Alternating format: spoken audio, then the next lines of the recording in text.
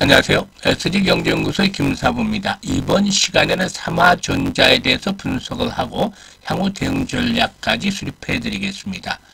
SG경제연구소에서 제공해 드리고 있는 세력들의 비하인드 스토리에 대해서 아주 많은 분들이 활용을 하면서 칭찬을 해주고 계시죠.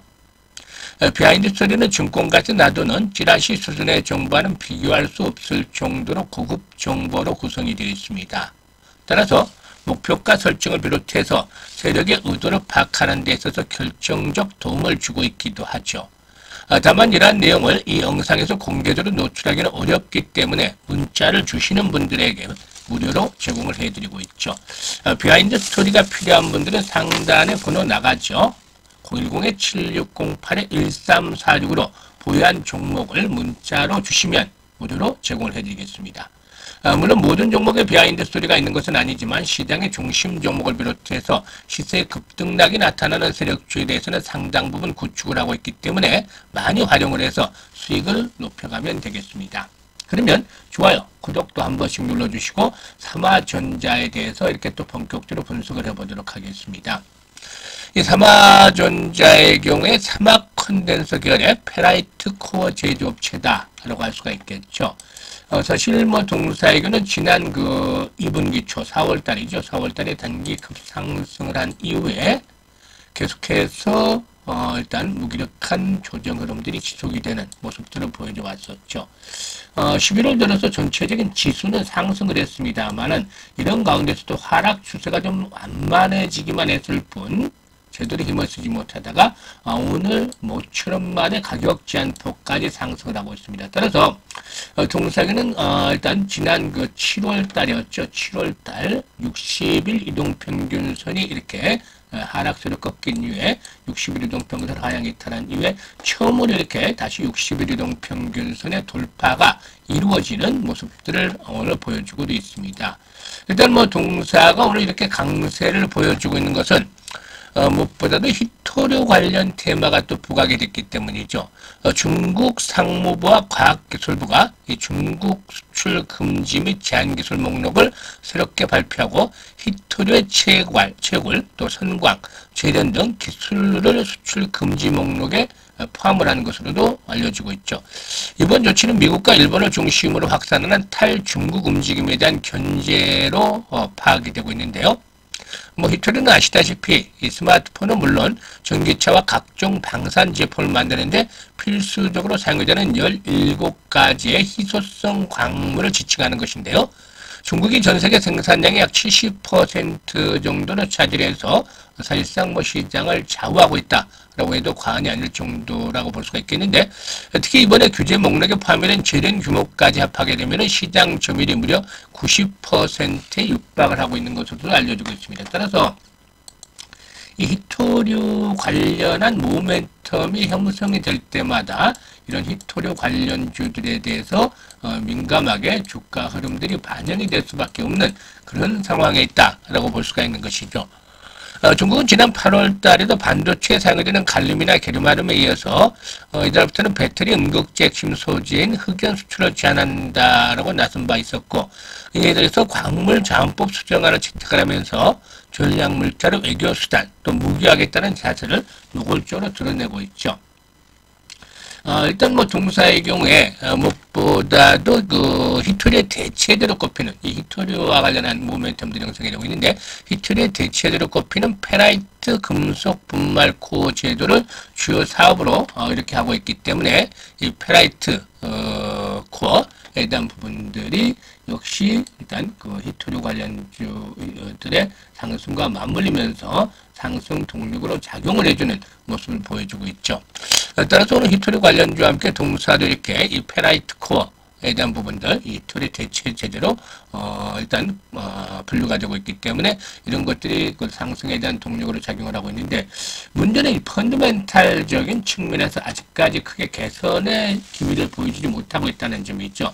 매출은 해마다 400억대에서 소폭씩 늘어나는 모습을 보여주고 있죠. 400억이었던 것이 21년에 430억, 그리고 지난해 480억으로 매출은 다소 증가했습니다만 영업 손실과 순손실이 계속해서 진행이 되고 있는데, 동사는 특히나 2019년부터 영업 손실, 단기순 손실이 지속이 되고 있다라고 볼 수가 있겠습니다.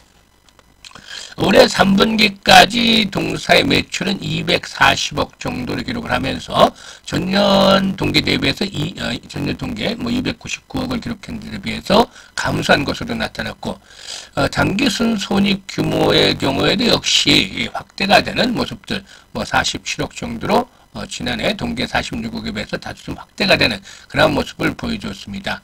특히나 동사에는 적자가 지속이 되면서 이제 부채비율도 계속해서 확대가 되는 그런 모습들을 보여주고 있는데, 지난해 부채비율이 동사의 경우에 지난해 전체적으로 부채비율이 동사의 경우에 230% 정도였는데, 올해 3분기 기준으로 봤을 때는 320% 가까이로 이렇게 부채비율이 증가하는 모습들을 보여주고 있다. 이게 이제 재무적 안전성 측면에서 좋지 못한 요인이다라고 볼 수가 있겠죠. 이 부채비율은 부채 총액을 자본 총계로 나눠서 기업의 건전성을 나타내는 지표다라고 할 수가 있겠는데, 부채비율이 이렇게 높아지고 있다는 점은 일단 안정성에 있어서 그렇게 좀 좋지 못한 부정적인 의미를 받아들일 수가 있겠다라고 볼 수가 있겠습니다. 동사의 경우에 전체적으로 부채는 지난해 말에 397억 정도였는데, 올해 3분기까지는 396억 정도로 크게 변화는 없습니다. 소폭 정도 줄어드는 그런 모습들을 보여줬는데, 자본 총계마저도 171억 원에서, 이 자본 총계가 171억 원에서 124억 정도로 크게 줄어드는 그러한 모습들을 보여줬었죠.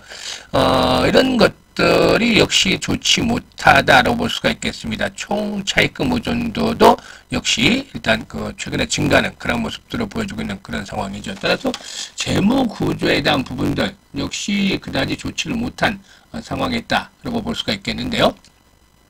무엇보다도 동사가 이런 추세적인 상승세로 본격적으로 기조적인 전환을 이끌어내기 위해서는 앞서도 언급을 했습니다만은 이 실적 측면에서 흑자 전환을 이끌어낸다든지 반전의 계기가 필요해 보인다라고 할 수가 있겠습니다. 이렇게 지속적인 적자가 이어지고 있다는 점은 동사에서 상당히 걸림돌로 작용이 될 가능성이 높다라고 분석이 됩니다. 따라서 일단 현재는 페널티 코알론에서 이토리와 관련한 대체제에 대한 부분들이 부각이 되면서 상승을 하고 있습니다만은 앞으로 다음 주 정도에 추가적인 상승이 시도될 경우에 또 경계 매물도 만만치 않게 추계되고 있죠. 특히나 매물 분포도를 봤을 때 동사의 경우에 최대 매물 집중되는 7,500원에서 8,000원대, 8,500원대 사이가 가장 매물이 이렇게 집중이 되는 구간이다라고 볼 수가 있겠죠. 현재 구간에서는 하락 과정에서 그다지 크게 거리가 수반되지 않았기 때문에 매물 공백을 이용해서 낙폭 과대와 함께 일단 히토리에 대한 그런 모멘텀들이 부각이 되면서 이렇게 강하게 상승하고 있습니다만은 주 초반에는 이제 장기동 평균선이죠. 121선과 201동 평균선에 대한 저항 부담들도 감안해야 되겠고, 이런 저항선을 돌파한다 하더라도 6,000원에서 7,000원대를 추구한 저항 부담들이 1차적으로는 만만치 않을 것이다 라고 볼 수가 있겠습니다. 따라서 추가적으로 상승이 진행이 된다 할지라도 일단 5,500원에서 6,000원 정도 사이에서는 기본적으로 한 2분의 1 정도는 매도를 해줘야 되겠다라고 볼 수가 있겠습니다. 그리고 나머지 물량은 7,000원대. 이게 이제 사실상 이 히토리에 대한 부분들이 계속해서 시장에서 모멘텀을 제공을 해줘야 되는데, 이 부분에 대해서는 앞으로 이제 진행 상황을 좀 더 봐야 되겠죠. 중국에 계속해서 강공들이 이어질지 이런 것들은 앞으로 추이를 좀 살펴봐야 되겠는데, 아직은 사실상 이런 히토리에 대한 부분들이 계속해서 반복적으로 나왔던 재료이기 때문에 연속성이 계속이 되기보다는 일단 1박 2일 정도, 길면 2박 3일 정도, 이렇게 짧은 반등 정도로 그칠 가능성이 높지 않게 보입니다. 그래서 일단 추가 상승을 할 때 2분의 1 정도 매도를 하고, 나머지 물량들은 추이를 보면서 또 매도 포인트를 잡아나가는 전략들이 필요해 보인다라고 할 수가 있겠죠. 이런 가운데서 앞으로 우리 시청자들께서 또 매수를 해서 수익을 높여갈 수 있는 종목도 준비했는데 오늘 이 종목은 반드시 확인을 해서 포트에 편입을 해주는 것들이 필요해 보인다라고 강조를 드리겠습니다. 무엇보다도 인도 시장에서 앞으로 대규모 수주에 대한 모멘텀들이 현실화되면서 최대 실적들을 갈아치울 것으로도 기대가 되어지고 있는데 세력들의 강력한 매집과 함께 급등 랠리가 임박해 있는 종목이 되겠다라고 하겠습니다.